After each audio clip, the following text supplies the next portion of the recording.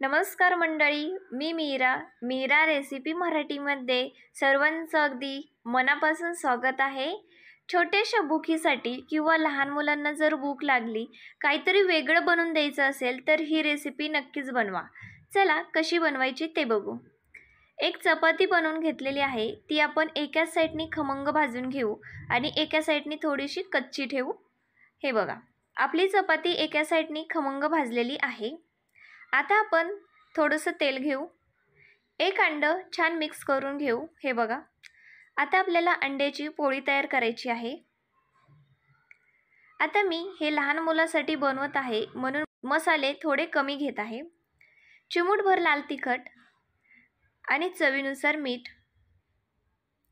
तुम्ही तुमच्या आवडीप्रमाणे मसाले घ्या। बारीक चिरलेला कांदा आणि कोथिंबीर मस्तच। आता आपण चीज आणि ज्या साईडनी आपण चपाती खमंग भाजलेली आहे ती साईड आपण अंड्याच्या पोळीवर ठेवू। हे बघा, मस्तच तेल।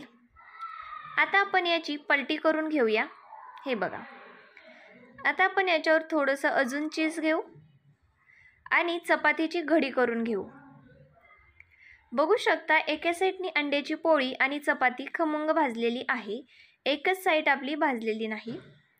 या पद्धतीने घडी तयार करायची आहे आणि स्लो गॅसवर आपल्याला ही चपातीचा रोल 2 ते 3 मिनिटं खमंग भाजून घ्यायचा आहे। 2 ते 3 मिनिटात आपली चपाती खमंग भाजते आणि आतली पोळी सुद्धा मस्त उखडते।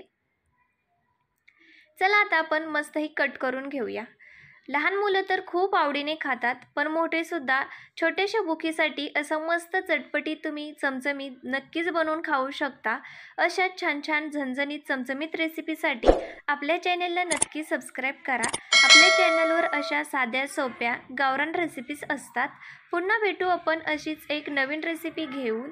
रेसिपी आवडली असेल तर रेसिपीला लाईक करायला विसरू नका। रेसिपी बघितल्याबद्दल धन्यवाद।